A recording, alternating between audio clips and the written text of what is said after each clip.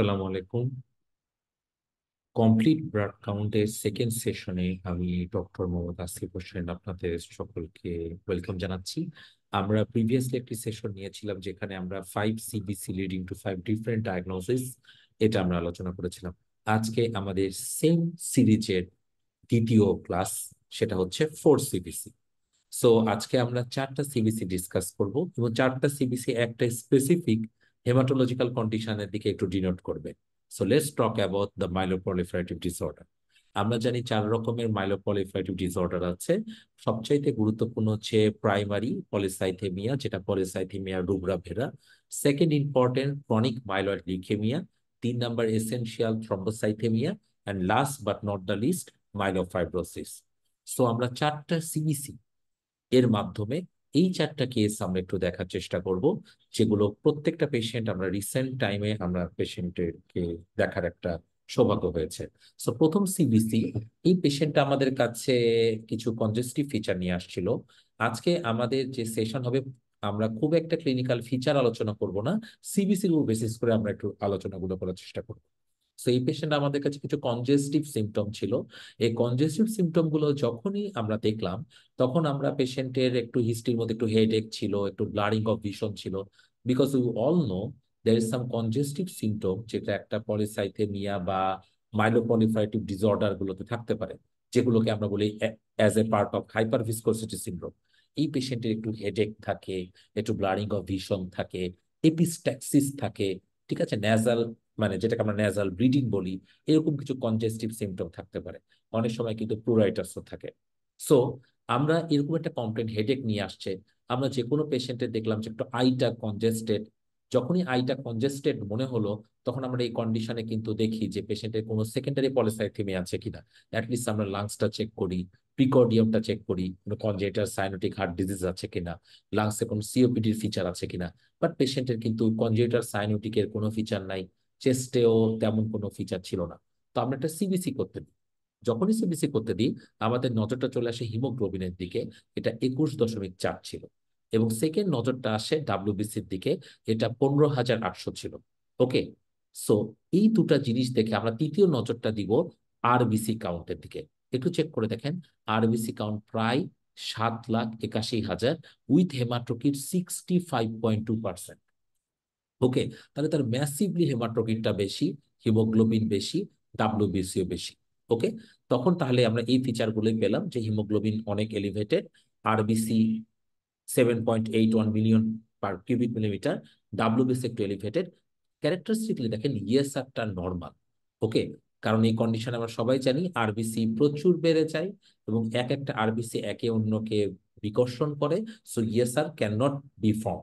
So ESR অনেক কম থাকে। ওকে। হেমাটোক্রিট 65.2%। সো এরকম কন্ডিশনে আমরা প্রথম একটা কাজ করি, পেশেন্টের কোনো ডিহাইড্রেশন আছে কিনা, প্রিকর্ডিয়ামে কিছু আছে কিনা, চেস্টে কিছু আছে কিনা। আমরা দেখলাম dehydration excluded, precordium chest was normal, erythropoietin লেভেলটা করে দেখা হলো এবং এটা একটু নর্মালের চেয়ে নিচের রেঞ্জে আছে। ওকে। সো আমাদের রোগীর এইটা ছিল চোখ। আমরা দেখি, দেখেন এক চোখটা পুরোপুরি কনজেস্টেড একটা আই ছিল। Okay. So there is bilateral একদম extreme eye congestion. Pupil dilated আসলে ছিল না, এটা আমরা এই পেশেন্টের কোনো সেন্ট্রাল রেটিনাল আর্টারি বা ভেন অক্লুশনের জন্য ফিচার আছে কিনা, যেহেতু হেডেক আছে, তার অপথ্যালমোস্কোপিতে কোনো ফিচার ছিল কিনা, ওই দিন চোখে ড্রপ দেওয়া হয়েছিল। এবং আরেকটা ইম্পর্টেন্ট বিষয়, তার একটু জিহ্বাটা দেখেন পুরোপুরি একদম কনজেস্টেড ছিল। ওকে। এরকম সিচুয়েশনে আমরা যখন একটা পলিসাইথেমিয়া প্রোটোকল পাই, মানে জাস্ট লাইক দিস, এরকম প্রোটোকলে আমাদের প্রথম কথা হচ্ছে কোনো ডিহাইড্রেশন বা ক্যাপিলারি লিকেজ আছে কিনা। কারণ ডিহাইড্রেশন থাকলেও আরবিসির পরিমাণটা বেড়ে যাবে পেশেন্টের, কিন্তু আপাত দৃষ্টিতে যেহেতু প্লাজমা কম, কাজে আরবিসির পরিমাণটা আপাত দৃষ্টিতে বেশি হবে এবং পেশেন্টের কিন্তু মনে হবে যে একটা কনজেস্টিভ ফিচার আছে। ওকে। 2 নাম্বার, ডেঙ্গুতে যখন ক্যাপিলারি লিকেজ হয়, প্রচুর পরিমাণে প্লাজমা বের হয়ে যায়, প্লাজমাগুলো লিকেজ হয়, তখন কি হয়, এখানে আরবিসির পরিমাণটা মানে সার্কুলেশনে বেড়ে যায়। কারণ দুটার মধ্যে একটা ঘনত্ব থাকে, এই ঘনত্বটার মধ্যে আরবিসি পরিমাণটা বেড়ে যায়। তো যখনই এখানে কর্পাসুলের ঘনত্বটা বেড়ে যাবে, তখন হেমাটোক্রিটটা বেড়ে যায়। বাট এই কন্ডিশনে কিন্তু এই দুটার কোনোটাতেই হেমাটোক্রিট এর মধ্যে আরবিসির পরিমাণ বাড়ে না, পরিমাণ যা ছিল তাই আছে। কিন্তু পেশেন্টের আপাতদৃষ্টিতে পানি চলে যাওয়ার কারণে হেমাটোক্রিটটা বেশি মনে হচ্ছে।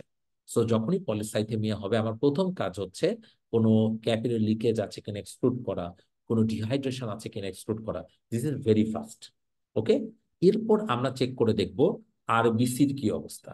আমরা যদি দেখি প্রচুর পরিমাণে আরবিসি তৈরি হচ্ছে, প্রচুর পরিমাণে আরবিসি তৈরি হচ্ছে। 2 নম্বর ইম্পর্টেন্ট পয়েন্ট অফ ভিউ, যে ইরাইথ্রোপয়েটিন লেভেলটা সাপ্রেসড হচ্ছে। কারণ ইরাইথ্রোপয়েটিন আরবিসি কে তৈরি করতে সাহায্য করে।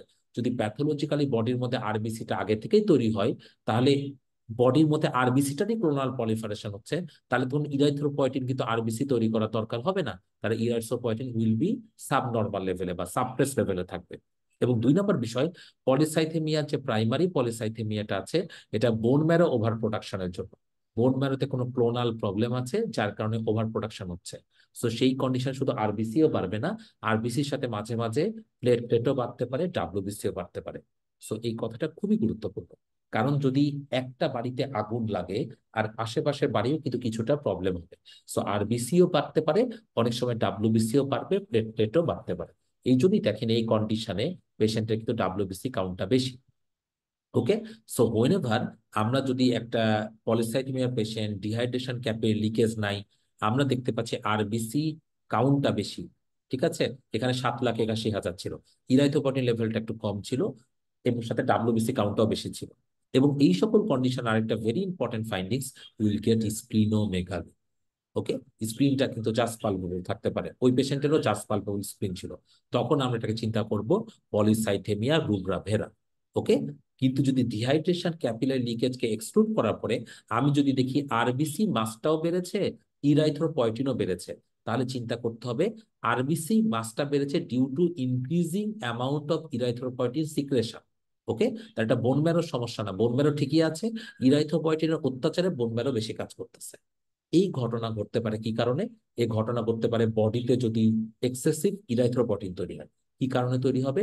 হতে পারে কনজেনিটাল সাইনোটিক হার্ট ডিজিজ, হতে পারে সিওপিডি, হতে পারে অন্যান্য হাইপোক্সিক কন্ডিশন। ওকে, অনেকগুলো কন্ডিশন আছে ইরাইথ্রোপয়েটিন সিক্রেটিং টিউমার, যেমন renal cell carcinoma, hepatocellular carcinoma, cerebellar haemangioblastoma, phaeochromocytoma. এগুলোতে কিন্তু এই ঘটনাটা ঘটতে পারে। তাহলে ওখানে যেহেতু আরবিসি মাসল মাসটা ইনক্রিজ ছিল, ইরাইথ্রোপয়েটিন সাবনর্মাল ছিল, সেটা মোস্ট লাইকলি পলিসাইথেমিয়া রুব্রাভেনা। ওকে, আচ্ছা, সেকেন্ড ইস্যু হচ্ছে আমরা এই কন্ডিশনটা আল্ট্রাসাউন্ড করলাম। আল্ট্রাসাউন্ডে দেখেন পেশেন্টের কিন্তু স্প্লিনোমেগালি আছে। এই কন্ডিশন স্প্লিন কিন্তু জাস্ট পালপেবল থাকবে, দেখেন 12.9 সেন্টিমিটার। সো এটাও কিন্তু আমার ডায়াগনোসিস জন্য ফেভারে। আমরা এই কন্ডিশনটা বোন ম্যারো করলাম, বোন ম্যারো করে দেখলাম ট্রাই লিনেজ হাইপারপ্লাসিয়া। ওকে, অনেক সময় এখানে শুধু আরবিসি না, অন্যান্য যে সেলের লিনেজ গুলো আছে ওখানেও এক্সেসিভ পরিমাণে প্রোডাকশন হতে পারে। সো বোন ম্যারোতে আমি দেখলাম পেশেন্টের এখানে একটু আরবিসি প্রোডাকশন তো বাড়ছেই, অন্যান্য জিনিসগুলো একটু একটু বেশি বাড়ছে। ওকে, এরকম কন্ডিশন গুলো এরপর যখন আমরা করতে চাই, আমরা এরপরে একটু জ্যাক2 মিউটেশন দেখতে চাই। ঠিক আছে, জ্যাক2 মিউটেশন এটা আমরা দেখতে চাই, যদি এটা পজিটিভ আসে আমার ডায়াগনোসিসে কোনো ডাউট থাকে না। ঠিক আছে, কিন্তু এই ডায়াগনোসিসটা আনফর্চুনেটলি খুব বেটার একটা জায়গা থেকে করা হয়নি, এবং ইট ওয়াজ ইনকনক্লুসিভ। এটা হয়তো ভালো জায়গা থেকে করতে পারলে অনেক বেটার হতো, বাট এটা ইনকনক্লুসিভ ছিল। সো আমরা যদি একটু ক্রাইটেরিয়াটা দেখি, মেজর ক্রাইটেরিয়ার মধ্যে হিমোগ্লোবিনটা দেখেন এই কন্ডিশনে 18.5 এর চাইতে বেশি, এবং এখানে এখানে রেড সেল ভলিউমটাও বেশি। তাহলে প্রথম ক্রাইটেরিয়া ফুলফিল করছে, জ্যাক2 মিউটেশন নেগেটিভ, তাহলে মেজর ক্রাইটেরিয়া একটা আছে। 2 নম্বর মাইনর ক্রাইটেরিয়া গুলো একটু আমরা দেখি। মাইনর ক্রাইটেরিয়া দেখেন পেশেন্টের হাইপারসেলুলারিটি উইথ ট্রাইলিনেজ গ্রোথ, মানে সবগুলো বেড়ে গেছে। তাহলে বোন ম্যারোর প্রথম ক্রাইটেরিয়াটা আমার পজিটিভ। 2 নম্বর, ইরাইথ্রোপয়েটিন লেভেলটা সাবনর্মাল ছিল, মানে নর্মালের নিচে ছিল। সো আমার ইরাইথ্রোপয়েটিন ক্রাইটেরিয়াটা positive. 3 number, endogenous colony formation in vitro, এটা আমরা করতে পারি নাই, এটা করা সম্ভব হয়নি। সো আমাদের একটা মেজর, দুইটা মাইনর ক্রাইটেরিয়া। দুটা মেজর হলে তো আমার কনফার্ম ডায়াগনোসিস, একটা মেজর দুইটা মাইনর হলে আমি ডায়াগনোসিস বলে দিতে পারবো। সো আমার এই ক্ষেত্রে ক্রাইটেরিয়া অনুযায়ী এটা ডায়াগনোসিস পলিসাইথেমিয়া রুব্রাভেরা। কারণ কি? কারণ পেশেন্টের হিমোগ্লোবিন ক্রাইটেরিয়াটা মেজরে পজিটিভ ছিল, আর মাইনর ক্রাইটেরিয়া বোন ম্যারো আর erythropoietin. So still we can say it polycythemia rubra. So that was our first case where CBC is leading to a case of PRV. Okay, now the second CBC. Second সিবিসিটা দেখেন, এই পেশেন্টটার haemoglobin ছিল 7.4, কিন্তু আমরা এরপরে যদি WBC কাউন্টে দেখি, WBC count was way too high. এটা প্রায় 3,79,100। ওকে, সো এর মধ্যে আমরা একটু যদি চেক করে দেখি, দেখেন প্রায় 3 লাখের কাছাকাছি, মানে সরি, 3,30,000-এর কাছাকাছি নিউট্রোফিল আছে। লিম্ফোসাইট 11,000, নর্মাল রেঞ্জের প্রায় দ্বিগুণ। মোনোসাইট দেখেন নর্মালি 1,000 থাকে, এটা আছে 11,000। ইওসিনোফিল মাত্র 6,000 থাকে, এটা আছে 26,000। ওকে, তাহলে একটা জিনিস আপনি খেয়াল করে দেখেন, এখানে তার প্রত্যেকটা ডাব্লিউবিসি কাউন্ট বেড়ে গেছে। এবং সাথে আরেকটা খুবই, যেটা আমরা খেয়াল করি না, এই কন্ডিশনে দেখেন প্লেটলেট কাউন্টটা বেড়ে গেছে। তাহলে প্রথম কন্ডিশনে আমাদের প্রবলেমটা ছিল পুরোপুরি আরবিসির মধ্যে, এখানে মেন প্রবলেমটা ডাব্লিউবিসির মধ্যে, সাথে প্লেটলেটটাও বেড়েছে। ওকে, এই কন্ডিশনটাকে যখন আমরা প্রমাণ করার জন্য আমরা নেক্সটে যেটা করি, পেশেন্টকে, আচ্ছা এখানে আমি আগেই বললাম এই ফিচারগুলো ছিল।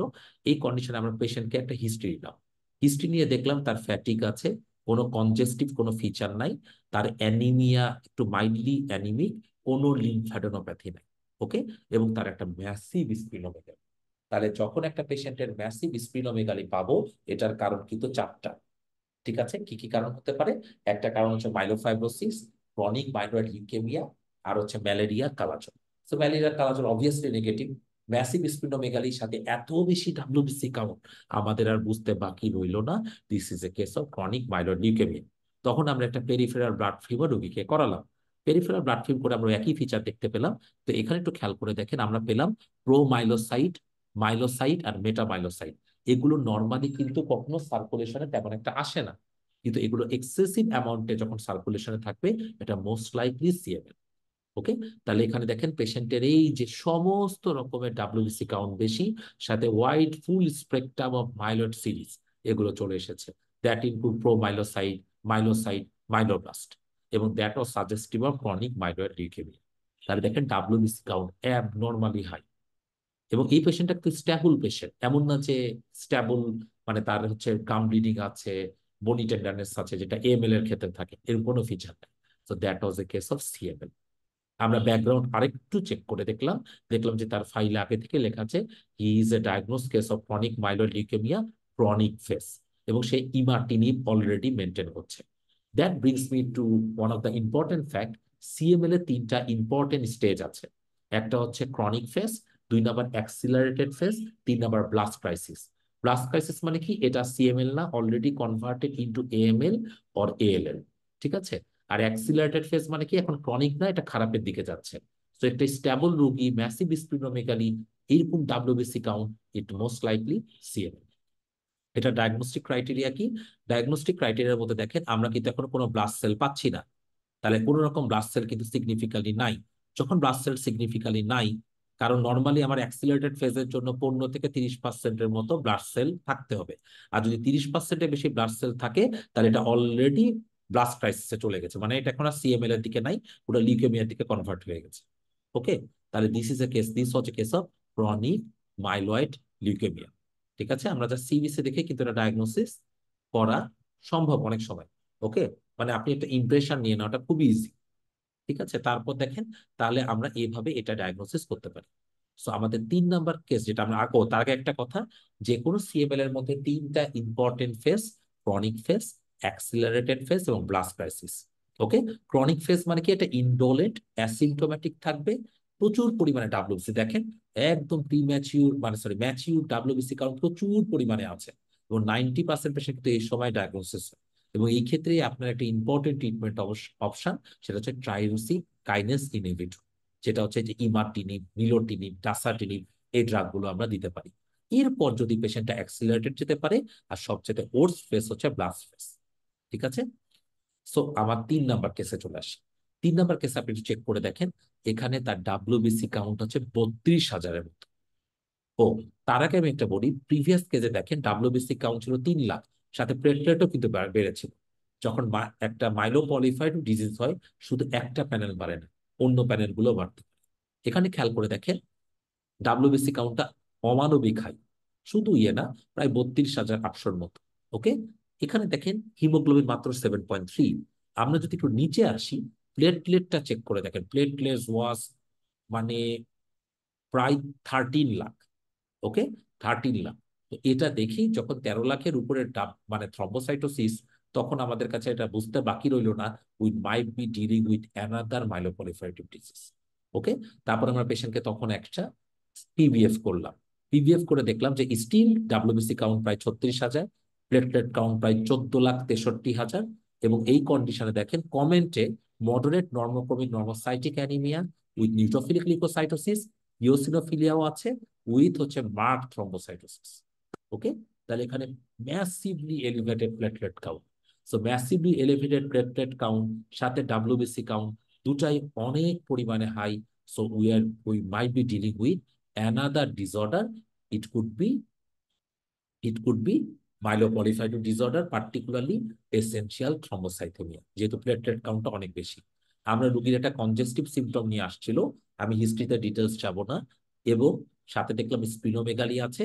আমরা একটা বোন ম্যারো করলাম, বোন ম্যারো করে যেটা দেখতে পেলাম যে মেগা ক্যারিওপয়েসিস, যেটা প্লেটলেটের জন্য markedly increase in number with cluster hyperlobulated megakaryocytes are seen. এই জিনিসটা যখনই দেখলাম, এটা mostly goes in favour of essential thrombocythaemia. এই সকল ক্ষেত্রে আমরা নেক্সট যে কাজটা করি, মাইলোপলিফারেটিভ প্যানেল করি, just like polycythaemia rubra vera, JAK two, MPL or CALR mutation. Okay, এখানকার ডায়াগনস্টিক ক্রাইটেরিয়ার মধ্যে আমাদের জন্য খুবই গুরুত্বপূর্ণ তিনটা মেজর ক্রাইটেরিয়া থাকতে হবে। ওকে, তিনটা মেজর ক্রাইটেরিয়া, মানে দেখেন প্লেটলেট কাউন্টটা 4 লাখের, অবশ্যই 4 লাখের, 4.5 লাখের উপরে, প্রায় 14-15 লাখ করে, 13-14 লাখ করে থাকছে। বোন ম্যারোটা অবশ্যই এখানে একটু সাজেস্টিভ, কোনো সন্দেহ নাই। Okay, 3 number important point of view, জ্যাক2টা থাকতে হবে। ওকে, জ্যাক2টা থাকতে হবে। আমরা কিন্তু জ্যাক2 অথবা ক্যাল আর অথবা MPL mutation must be present. Okay, so এই তিনটা ক্রাইটেরিয়ার মধ্যে 4 নাম্বার ক্রাইটেরিয়াটা রুগী এখন পর্যন্ত করতে পারে নাই। রুগীকে আমরা ফোন দিয়েছিলাম, সে বলেছে সে মানে রুগীর লোক এখন হচ্ছে ধান কাটছে, তারা এখন আর এই টেস্ট করাতে পারবে না। We offered help, but he he doesn't want to do that. That's important issue. আচ্ছা, সো এখানে একটা ইম্পর্টেন্ট ব্যাপার, ক্লোনাল মার্কার যদি থাকে বা ডিঅ্যাক্টিভ থ্রম্বোসাইটোসিস যদি হয় তাহলে। কিন্তু আমাদের দেখেন, আমাদের কিন্তু এখন পর্যন্ত মেজর ক্রাইটেরিয়া তিনটা ফুলফিল করতে পারি নাই, কি জন্য আমরা এটা এসেনশিয়াল থ্রম্বোসাইথেমিয়া লেভেল করাটা প্রপারলি চাই নাই। স্টিল লেভেল করা না গেলেও এটা most likely a case of essential thrombocythemia, কারণ এখানে যদি আমরা মিউটেশন গুলো প্রপারলি জায়গায় করি, মাস্ট বি পজিটিভ। ওকে, সেটা মনে রাখতে হবে। Now last but not the least, যেটা আমাদের ফোর্থ সিবিসি। ফোর্থ সিবিসিটা চেক করে দেখেন, এই পেশেন্টটাকে অনেক দিন ধরে আমাদের এখানে ভর্তি ছিল, আমরা অনেকগুলো কন্ডিশন নিয়ে তাকে চিন্তা করছিলাম। পেশেন্টের ডাব্লিউবিসি কাউন্ট দেখেন, দেয়ার ওয়াজ 14, প্রায় 14,000-এর মতো। ওকে, সেকেন্ড ইস্যু, এর মধ্যে দেখেন হিমোগ্লোবিনটা প্রায় অনেক কম, 6, হেমাটোক্রিট ইজ অ্যাপ্রক্সিমেটলি 18.4। ওকে, আমরা পেরিফেরাল ব্লাড ফিল্ম করে দেখলাম, লিউকোইরাইথোব্লাস্টিক ব্লাড পিকচার, সাথে এক্সেসিভ অ্যামাউন্ট অফ মেগালোব্লাস্ট পাওয়া গেছে। যখন এই সিচুয়েশন থাকলো, আমরা মেগালোব্লাস্টিক নিয়ে খুব আসলে এক্সাইটেড ছিলাম, B12 এই নিয়ে আমরা অনেক এক্সাইটেড ছিলাম যে B12 অথবা কপার ডেফিসিয়েন্সি আছে কিনা, অথবা ফলের ডেফিসিয়েন্সি আছে কিনা, যেগুলো এটার সাথে জড়িত। ওকে, তারপর আমরা এখানে অ্যাক্সেসরি কারণ হিসেবে তার কোনো পার্নিশিয়াস অ্যানিমিয়া আছে কিনা, অনেক কিছু এক্সক্লুড করেছি, but we didn't get anything. Okay, আমরা বোন ম্যারো করেছি, bone marrow not that much suggestive. So এরকম কন্ডিশন গুলোতে আমরা দেখেন পেশেন্টের আরো মানে এটা অনেকগুলো সিবিসির একটা সিবিসি, লেটেস্ট সিবিসির মধ্যে দেখেন still patient is having, still পেশেন্টের কি আছে, হিমোগ্লোবিনটা 5.9। ওকে, সেকেন্ড ইস্যু, তার ডাব্লিউবিসি কাউন্টটা দেখেন 10,000-এর মতো। ওকে, এবং অন্যান্য কাউন্টের মধ্যে হেমাটোক্রিট 18.6, একই রকম ঘটনা। এখানে একটা ডাইমরফিক অ্যানিমিয়ার কথা বলছে উইথ নিউট্রোফিলিক, উইথ নিউট্রোপিনিয়া উইথ লিম্ফোসাইটোসিস। ওকে, এরকম কন্ডিশনে তার লেটেস্টলি একটা রেটিকুলোসাইট কাউন্ট করা হলো, এটা মোটামুটি একটু নর্মালের নিচে। আমরা এরপরে তার একটা বোন ম্যারো স্টাডি, অনেকগুলো বোন ম্যারো করা হয়েছে, latest bone marrow study was absolutely normal. Okay, according to protocol normal study. তখন আমাদের কাছে এটা মনে হলো it could be another etiology থাকতে পারে। এই পেশেন্টটা পরবর্তীকালে বিএসএমএম তে আমরা পাঠাই ট্রিফাইন বায়োপসির জন্য, মানে ওরা ওখান থেকেই করে। ট্রিফাইন বায়োপসি রিপোর্টটা আমরা কি দেখলাম, এখানে গ্রসলি যে রিপোর্টটা আছে, কোর অফ স্পঞ্জি বোন, hypocellular obviously, erythropoiesis active, granulopoiesis is increased, mature segmented, but point of view megakaryocyte might be increased number এবং hypolobation. ওকে, এবং there is some fibroblastic proliferation. That brings me, যখনই megakaryocyte একটু বাড়বে, হাইপোলোবেশন থাকবে, it goes more in favor of myelofibrosis. মাইলোফাইব্রোসিসের দুটা stage আছে, একটা pre fibrotic stage, আরেকটা হচ্ছে পুরা যখন মাইলোফাইব্রোসিস হয়ে যায় fibrotic stage. So it might B A case of pre fibrotic stage. Okay, so আমাদের প্রাইমারি মাইলোফাইব্রোসিসের জন্য আমাদের প্রি ফাইব্রোটিক স্টেজে কিন্তু খুব ইম্পর্টেন্ট যে আমাদেরকে বোন ম্যারো চেঞ্জ, দেখেন ক্যারেক্টারিস্টিক্স চেঞ্জ, এই পেশেন্টে কিন্তু কোনো অর্গানোমেগালি নাই। কেন নাই? কারণ অনেক সময় মানে প্রি ফাইব্রোটিক স্টেজে অনেক সময় অর্গানোমেগালি নাও থাকতে পারে। আমরা যেটা পেশেন্টের প্রি ফাইব্রোটিক স্টেজে যেটা থাকে, দেয়ার ইজ মেগাক্যারিওসাইট প্রলিফারেশন। দেখেন, there some degree of megakaryocyte proliferation এ বোন ম্যারোতে আছে। 2 নম্বর ইস্যু, পেশেন্টের সাথে presence of JAK two, CALR MPL mutation. আমরা এগুলো রুগীকে অ্যাডভাইস করেছি, হয়তো এটা রিপোর্টটা আসলে আমরা আরেকবার বলতে পারবো। ওকে, আচ্ছা, in the meantime minor ক্রাইটেরিয়ার মধ্যে পেশেন্টের অ্যানিমিয়া, কোন রকম কোমরবিড কন্ডিশন দিয়ে ব্যাখ্যা করতে পারছেন না, লিউকোসাইট কাউন্টটা অনেক বেশি, মানে পেশেন্টের প্যালপেবল স্প্লিনোমেগালি আছে। আসলে অ্যাকচুয়ালি স্প্লিনটা আলট্রাসাউন্ডে একবার স্প্লিনোমেগালি বলেছিল, কিন্তু আসলে প্যালপেবল স্প্লিনোমেগালি পাইনি, but LDH was increased. So it's most likely a case of primary মাইলোফাইব্রোসিসের প্রি proliferative স্টেজ। এটাও এখনো পুরোপুরি ক্রাইটেরিয়া প্রুভেন না, but it most likely a case of primary মাইলোফাইব্রোসিসের প্রি ফাইব্রোটিক স্টেজ। এরপর যখন ওভার্ট ফাইব্রোসিস হয়ে যাবে, তখন উইল গেট ম্যাসিভ স্প্লিনোমেগালি, সাথে মেগালোক্যারিওসাইট প্রলিফারেশন গ্রেড 2 গ্রেড 3 থাকবে। ওকে, কোলাজেন ফাইব্রোসিস থাকবে, যেটা একদম বোন ম্যারোতে তখন টিপিক্যাল ফাইব্রোসিসের ফিচার গুলো চলে আসবে। That is called overt primary myelofibrosis. Okay, so that was a case of myelofibrosis. So whenever আমাদের একটা ইম্পর্টেন্ট কথা হচ্ছে, যখন ফাইব্রোসিস হয়, ফাইব্রোসিসের ইনিশিয়াল স্টেজে কিন্তু পেশেন্টের তেমন একটা থ্রম্বোসাইটেমিয়া থাকে না, ওকে, বা ব্লাস্ট থাকে না, বা স্প্লিনোমেগালি থাকে না। যখন ফাইব্রোসিস গুলো একদম চলতে থাকে, অ্যাডভান্স স্টেজে কিন্তু পেশেন্ট তখন গেট অ্যানিমিয়া আরো বাড়ে। বর্ডারলাইন অ্যানিমিয়া শুরুতে থাকতে পারে, তো পরে তখন সিভিয়ার অ্যানিমিয়া হয়, উইথ ম্যাসিভ স্প্লিনোমেগালি থাকতে পারে, উইথ ইনক্রিজিং এলডিএইচ। এখন এলডিএইচ একটু বর্ডার লাইন ইনক্রিজ ছিল, তখন কিন্তু যখন অ্যাডভান্স স্টেজে, তখন কিন্তু একদম ইনক্রিজ এলডিএইচ থাকবে। So thank you so much for your patient hearing. আমরা আজকে 4টা সিবিসি দেখালাম, এবং এই 4টা সিবিসি প্রায় একই রকমের ডিসঅর্ডার গুলোকে ইন্ডিকেট করে। মেবি আমরা আবার আপনাদের কাছে আসবো অন্য কোনো সেশন নিয়ে। তত ততক্ষণ পর্যন্ত আপনারা সবাই সাবস্ক্রাইব করবেন। Thank you so much.